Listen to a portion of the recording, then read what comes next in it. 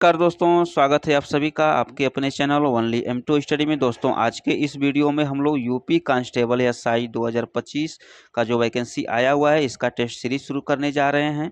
तो इसमें जितना भी मैं आपको प्रश्न कराऊंगा सब प्रीवियस ईयर में जो पूछा हुआ प्रश्न रहेगा वही कराऊंगा। ये आपका प्रैक्टिस सेट जो है 23/8/2024 फर्स्ट शिफ्ट का प्रैक्टिस सेट है। तो जितना भी मैं प्रश्न कराऊंगा सबको ध्यान से देखिएगा, हर प्रश्न से रिलेटेड इंपॉर्टेंट पॉइंट भी बताऊंगा। तो चलिए शुरू करते हैं फर्स्ट क्वेश्चन से। अभी आपका पहला प्रश्न रहेगा, द स्कारलेट लेटर किसने लिखी, बताना है आपको। ये आपका डायरेक्ट क्वेश्चन बना था आपका पिछले एग्जाम में। तो इसका राइट आंसर हो जाएगा option number D. Option number D is the right. Okay, कौन है तो नथानियल हार्थोन। ओके, किसके लेखक हैं, द स्कारलेट लेटर के लेखक हैं। ओके, चलिए इंपॉर्टेंट पॉइंट देखेंगे। द स्कारलेट लेटर एक और रोमांस अमेरिकी लेखक नाथनिएल हार्थोन का ऐतिहासिक उपन्यास है जो 1850 में प्रकाशित हुआ था। ओके, चलिए डिटेल में देख लीजिएगा। चलिए नेक्स्ट क्वेश्चन का आंसर करेंगे आप लोग।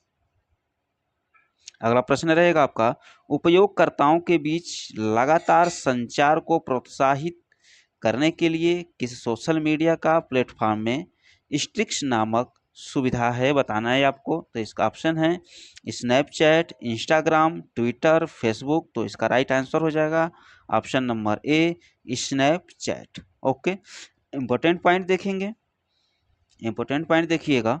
सोशल मीडिया प्लेटफॉर्म स्नैपचैट में स्ट्रिक्स नामक एक फीचर है जो उपयोगकर्ताओं के बीच लगातार संचार को प्रोत्साहित करता है। ओके, डिटेल में देखिएगा क्योंकि यहाँ से जो है प्रश्न बनने का चांस रहता है और अच्छे से समझ में आ जाता है। ओके, नेक्स्ट क्वेश्चन का आंसर करेंगे आप लोग।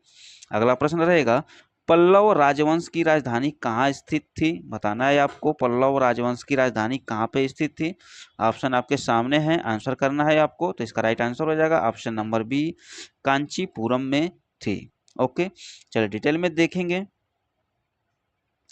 कांचीपुरम, जिसे कांची के नाम से भी जाना जाता है, तमिलनाडु में स्थित एक प्राचीन शहर है जो पल्लव साम्राज्य की राजधानी के रूप में कार्य करता था। यह शहर अपने मंदिरों और रेशम उत्पादन के लिए भी प्रसिद्ध है। पल्लव राजवंश ने तीसरी शताब्दी ईस्वी से 9वीं शताब्दी ईस्वी तक दक्षिणी भारत के कुछ हिस्सों पर शासन किया था। ओके, चलिए नेक्स्ट क्वेश्चन। अगला प्रश्न रहेगा, काफी इंपॉर्टेंट क्वेश्चन है ये। वित्तीय स्थिरता बोर्ड क्या करता है, बताना है आपको। तो इसका राइट आंसर हो जाएगा ऑप्शन नंबर डी, यह वित्तीय स्थिरता सुनिश्चित करता है। Okay, option number D is the right हो जाएगा। डिटेल में देखेंगे। वित्तीय स्थिरता बोर्ड एक अंतरराष्ट्रीय निकाय है जो वैश्विक वित्तीय प्रणाली की निगरानी करता है और सिफारिशें करता है। ओके, इसका मुख्य काम वित्तीय स्थिरता को बढ़ावा देना है, जिसके लिए यह राष्ट्रीय और अंतर्राष्ट्रीय स्तर पर नीतियों के विकास और कार्यान्वयन में समन्वय स्थापित करता है। ओके, चलिए अच्छा समझ गए होंगे। चलिए नेक्स्ट क्वेश्चन का आंसर करिएगा, काफी इंपॉर्टेंट है। जीएसटी के ब्रांड एम्बेसडर के रूप में किसे चुना गया था, बताना है आपको। तो इसका राइट आंसर हो जाएगा option number D, Amitabh Bachchan ji को चुना गया था। ओके, इंपॉर्टेंट पॉइंट रहेंगे। जीएसटी के ब्रांड एम्बेसडर के रूप में अमिताभ बच्चन को चुना गया था। नेक्स्ट पॉइंट रहेगा, भारत में 1 जुलाई 2017 से जीएसटी लागू हुआ। ओके, कब से लागू हुआ, तो 1 जुलाई 2017 से लागू हुआ। ये डेट आप लोग याद रखिएगा, क्वेश्चन बन सकता है। ओके, जीएसटी को 101वें संशोधन अधिनियम के रूप में पारित किया गया था। ओके, चलिए नेक्स्ट क्वेश्चन। अगला प्रश्न रहेगा, निम्नलिखित में से कौन सी रेखा फ्रांस और जर्मनी के बीच की सीमा है, बताना है आपको। ऑप्शन आपके सामने है, तो इसका राइट आंसर हो जाएगा option number C, Siegfried line. Okay, option number C is the right हो जाएगा। इंपॉर्टेंट पॉइंट है, फ्रांस और जर्मनी के बीच की सीमा रेखा को सिंगफ्रीड लाइन कहा जाता है। नेक्स्ट पॉइंट है, सिंगफ्रीड लाइन जिसे जर्मनी में वेहर वेहर के रूप में भी जाना जाता है। किसके रूप में जाना जाता है, तो वेहर वेहर के रूप में भी जाना जाता है। 1930 के दशक में जर्मनी द्वारा फ्रांस की सीमा पर बनाई गई एक रक्षात्मक रेखा थी। यह रेखा द्वितीय विश्व युद्ध के दौरान एक महत्वपूर्ण भूमिका निभाती थी। ओके, और इसे फ्रांस और जर्मनी के बीच की सीमा रेखा माना जाता था। ओके, याद रखेंगे, इंपॉर्टेंट पॉइंट। चलिए नेक्स्ट क्वेश्चन क्या पूछा था आपका यूपीपी में, विदेश व्यापार निदेशालय किस मंत्रालय के अंतर्गत आता है, बताना है आपको। तो इसका राइट आंसर हो जाएगा ऑप्शन नंबर डी, वाणिज्य एवं उद्योग मंत्रालय के अंतर्गत आता है। ओके, इंपॉर्टेंट पॉइंट देखेंगे, अच्छे से समझ में आएगा। विदेश व्यापार महानिदेशालय, जिसको DGFT का नाम से जाना जाता है, इसका पूरा नाम होता है directorate general foreign trade. Okay, इसका पूरा नाम हो गया, और हिंदी नाम जो है इसका विदेश व्यापार महानिदेशालय हो। ठीक, वाणिज्य और उद्योग मंत्रालय के अंतर्गत आता है। यह भारत सरकार का एक संलग्न कार्यालय है जो देश के निर्यात को बढ़ावा देना और विदेश व्यापार नीति को लागू करने के लिए जिम्मेदार है।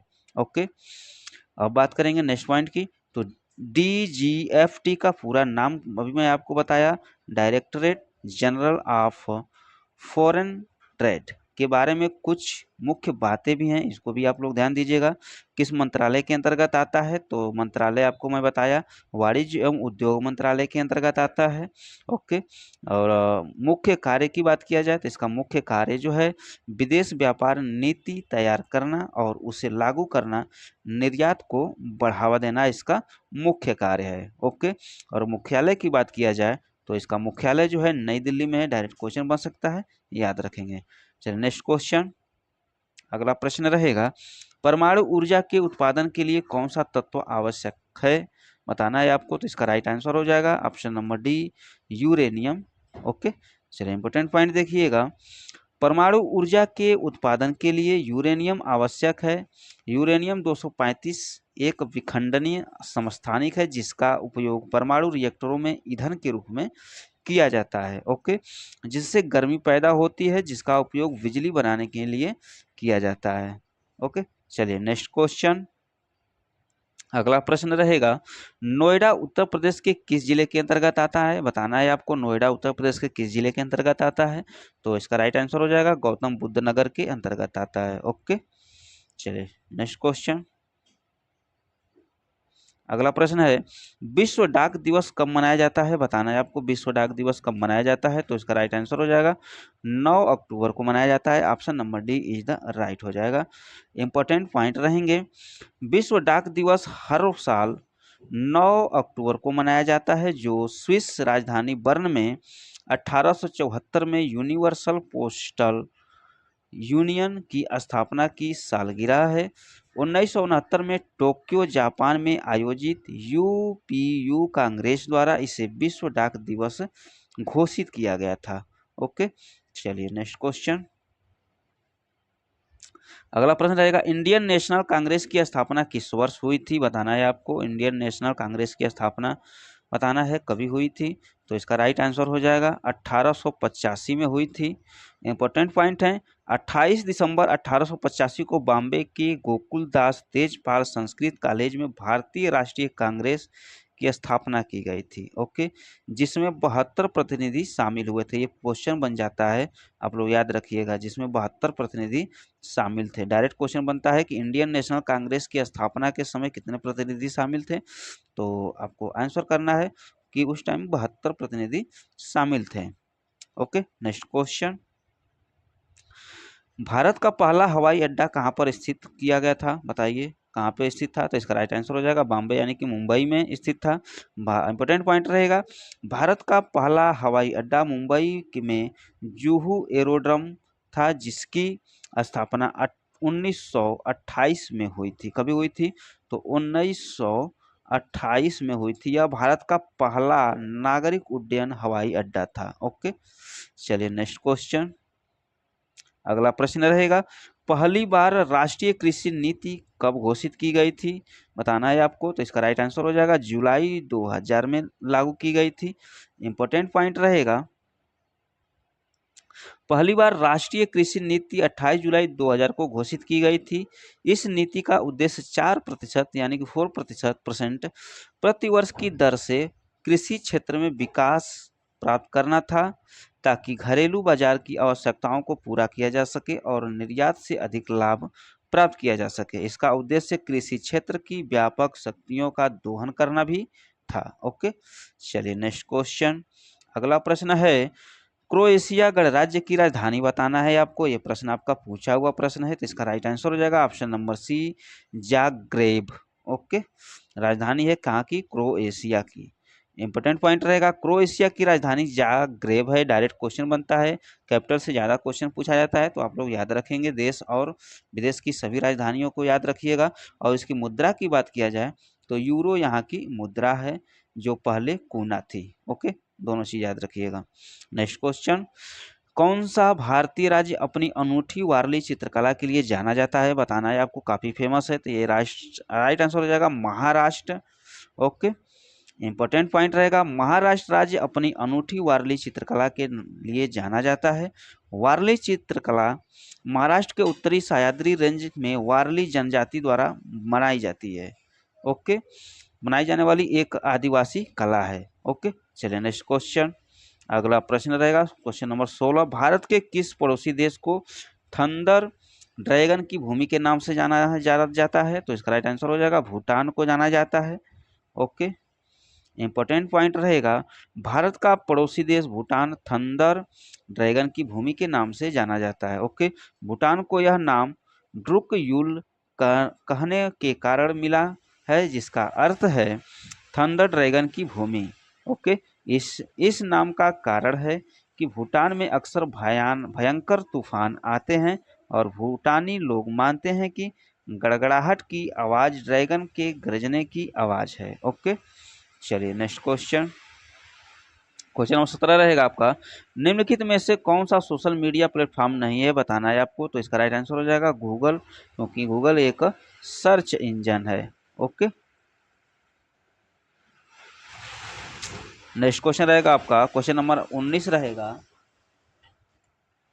निम्नलिखित में से किस प्रकार का प्रदूषण संवर्धन त्वरित यूट्रोफिकेशन है? तो इसका राइट आंसर हो जाएगा ऑप्शन नंबर बी, जल प्रदूषण।